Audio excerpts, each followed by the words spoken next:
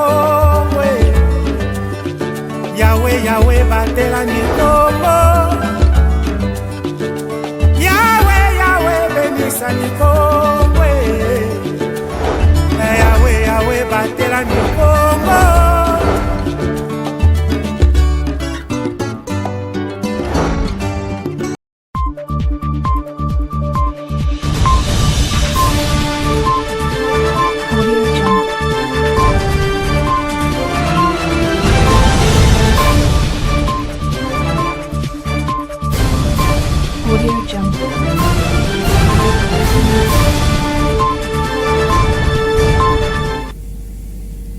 Tout le plaisir est pour nous de vous retrouver dans le cadre de ce nouveau journal. Mesdames et messieurs, merci d'être avec nous. Soyez le bienvenu dans cette session d'information.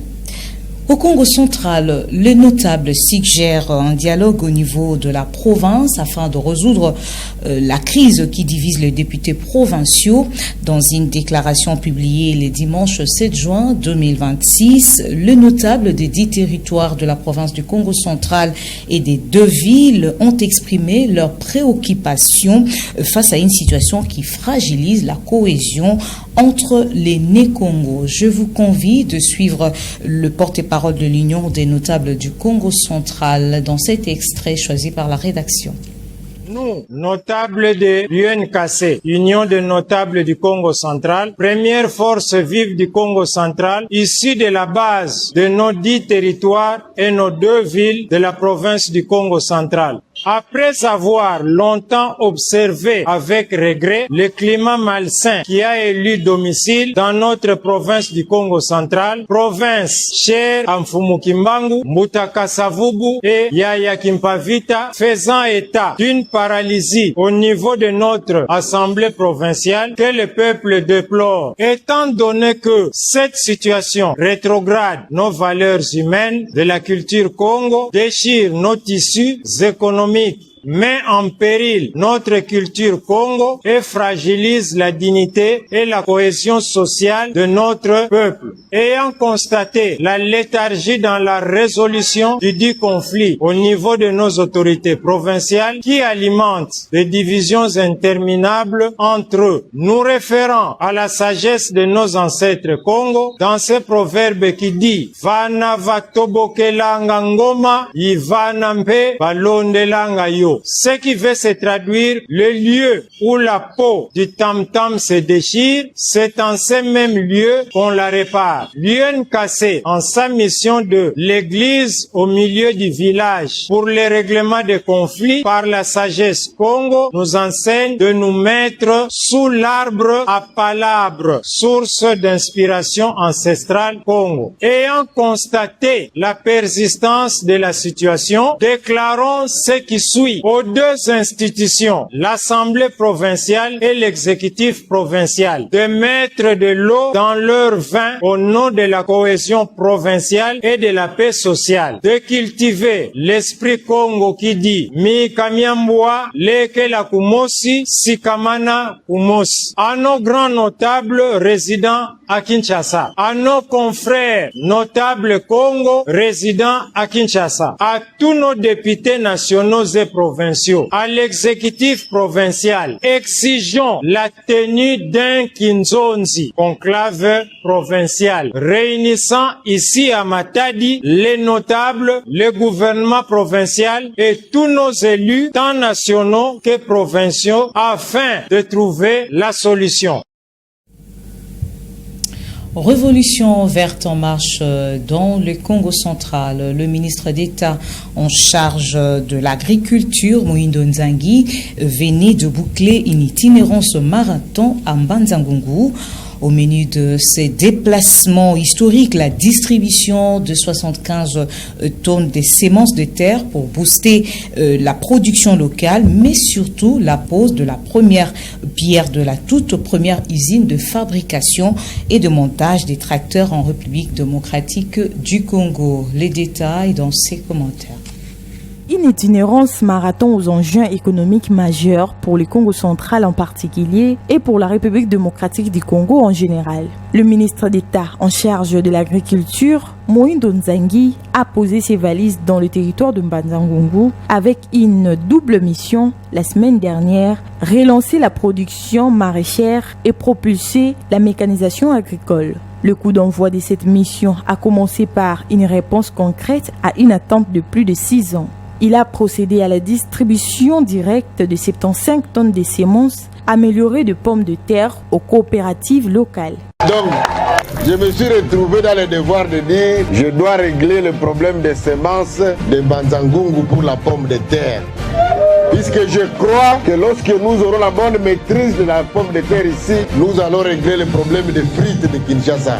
Donc en RDC, on doit produire ce qu'on fait quoi? C'est comment? Parce que ça fait la honte avec un très beau pays que même le maïs, le riz, haricots, pommes de terre, ça vient de l'extérieur, ça doit prendre fait. Par ailleurs, le ministre Moïndo Nzangi, triel à la main, posant la première pierre aux côtés du ministre provincial Fiston Lubaki, ces gestes matérialisent la promesse de moderniser les outils de production. Ce futur complexe industriel ambitionne d'assembler jusqu'à 3000 tracteurs par an pour tout le pays. Nous voulons désormais avoir notre destinée à main pour fabriquer les tracteurs en République démocratique du Congo. Ici, c'est une usine de fabrication de quoi? De tracteurs. Ça va avoir la première étape que nous croyons achever avant la fin de l'année pour l'assemblage bien évidemment, mais les autres étapes c'est la fabrication du tracteur A à Z ici au Congo central, en territoire de Mbanza-Ngungu. Notons qu'au-delà de machines, ce projet va générer plus de 2000 emplois et intègre une école professionnelle pour former le futur technicien et tractoriste de la région. Et donc l'entreprise qui vient s'installer ici, c'est pour nous aider que à chaque fois que nous avons un problème de tracteur, nous avons des techniciens formés et nous avons aussi les pièces neuves. On vous a dit qu'à côté de l'usine, on va avoir une école qui forme quoi? Les tractoristes. Pas de changement de constitution sans consensus, c'est le message fort de l'Église du Christ au Congo. À l'issue de la réunion tenue à Kinshasa le week-end, le comité exécutif de l'institution protestante conditionne toute réforme à un dialogue national inclusif. Une position ferme au moment où le débat divise la classe politique congolaise. Je vous convie de suivre l'extrait de cette déclaration dans cet élément choisi par la rédaction. Des réformes constitutionnelles. L'Église du Christ au Congo estime qu'une initiative de réforme constitutionnelle dans le contexte actuel doit impérativement répondre à l'exigence d'un cadre national inclusif et apaisé, conformément aux dispositions des articles 5, 218, 219 et 220 de la Constitution. Fort de ces évidences, l'Église du Christ au Congo appelle les partis à recourir à la sagesse divine, confère 1 Roi 3, 16 à 28, et aux valeurs ontologiques africaines de l'arbre à palabre. Le dialogue démocratique national et inclusif reste la voie idoine dans ce contexte précis, conformément aux résolutions 2773 et 2808 du Conseil de sécurité des Nations Unies, les résolutions de l'Union africaine et de l'Union européenne, ainsi que des accords de Washington et de Doha. Nous sommes un peuple uni par le sort et dans l'effort pour l'indépendance. C'est notre hymne national. Nous avons un beau et riche pays que Dieu nous a donné. Ne construisons pas des murs, mais jetons des ponts. Demandons à Dieu de faire de nous des artisans de réconciliation. Là où la méfiance a fermé la route, que le Seigneur ouvre le chemin. Là où l'histoire a laissé des blessures, que le Seigneur suscite des gestes de guérison de la mémoire collective, ensemble, par un esprit de dépassement de soi et de dialogue constructif, nous pouvons trouver des solutions consensuelles et durables pour le bien de notre peuple. Psaume 133 et Matthieu 5, 1 à 12. Et puis le sport, direction Orléans pour les Léopards de la République démocratique du Congo. Après l'interdiction polémique de jouer en Espagne pour des raisons sanitaires infondées, la sélection congolaise a posé ses valises en France. Les hommes de Sébastien Desabre ont directement repris le chemin des entraînements pour préparer le choc de ce mardi avec la Chili. Je vous convie de suivre ces commentaires d'Abdelaziz Bobois. Les hommes de Sébastien Desabre ont terminé leur stage à Malaga en Espagne le week-end dernier avant de rallier Orléans en France. Les séances d'entraînement ont mis l'accent sur la solidité défensive et la projection rapide. Rassurés par leur premier test solide contre le Danemark, 0 but partout, à Liège, les fauves congolais affichent une concentration maximale pour s'adapter au style sud-américain, similaire à celui de la Colombie qu'ils joueront au mondial. Le match amical international de préparation entre la RDC et le Chili se jouera ce mardi 9 juin 2026 à 18h, heure locale, au stade de la Source à Orléans. Face aux multiples rebondissements logistiques et sanitaires, cette ultime répétition générale se disputera strictement à huis clos, sans public ni couverture médiatique sur place.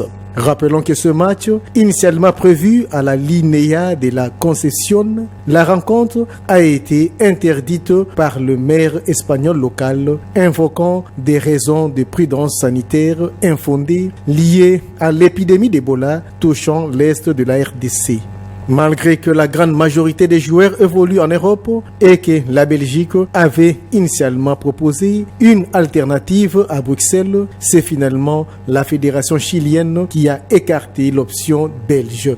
La FECOFA et le ministère des Sports ont donc trouvé refuge en catastrophe en France. Restons toujours en sport mondial 2026. La Fédération internationale de football, l'association FIFA, frappe avec des règles radicalement durcies. Fini le perte des temps et insultes masquées sur le terrain. Au programme, des comptes à rebours de 5 secondes sous peine de donner le ballon à l'adversaire et l'expulsion immédiate pour tout joueur qui se cache la bouche pour contester. C'est un reportage de la France 24. Ils ne seront plus les seuls à l'honneur. Pendant les hymnes nouveautés cette année, les remplaçants quittent le banc de touche. Les deux effectifs se rassembleront autour de la banderole placée au centre du terrain pour les hymnes nationaux, afin que chacun d'entre eux, et pas uniquement les titulaires, puisse vivre toute l'émotion et la fierté de représenter son pays. Au niveau des cérémonies, autre changement cette fois-ci pour la finale. La mi-temps aura un spectacle à la manière du Super Bowl américain.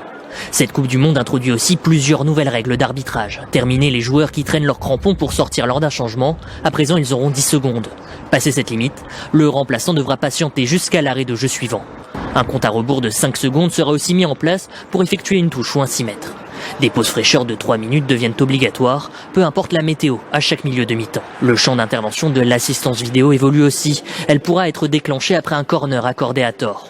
Les cartons jaunes seront effacés après les matchs de poule et après les quarts de finale pour éviter un trop grand nombre de suspensions. Enfin, les joueurs ne pourront plus se couvrir la bouche lors d'une conversation avec un adversaire sous peine d'écoper d'un carton rouge.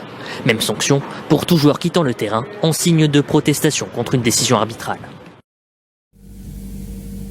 Et enfin, pour terminer cette session d'information en dehors de nos frontières, en Amérique du Sud, au Pérou, selon le premier résultat sorti des urnes, Keiko Fujimori serait en tête de la présidentielle avec 50,7% de voix, de résultats à prendre avec précaution. Les sondages ont tendance à sous-estimer le vote des régions rurales, plutôt acquis à Roberto Sanchez. Le point avec cet élément de nos confrères, encore une fois de plus, de France 24. Les Les premiers résultats en sortie d'urne viennent de tomber. Ils donneraient Keiko Fujimori en tête de l'élection présidentielle péruvienne avec 50,7% des voix. Selon les estimations de l'Institut de sondage Ipsos, son adversaire Roberto Sanchez, le candidat de gauche, obtiendrait donc 49,3% des voix. Ce sont des résultats très partiels, il faut les prendre avec beaucoup de précautions. Déjà car les deux candidats sont dans la marge d'erreur et qu'il est donc tout à fait possible que Roberto Sanchez repasse devant Keiko Fujimori, mais aussi car c'est connu ici au Pérou, les résultats comme ça en sortie d'urne ont tendance à sous-estimer le vote des régions rurales. Or c'est un vote qui est historiquement plutôt acquis justement à Roberto Sanchez. Cependant, si ces résultats venaient à être confirmés, ce serait un réel bouleversement pour le Pérou. 26 ans après la chute d'Alberto Fujimori, sa fille Keiko Fujimori accéderait à la présidence du Pérou.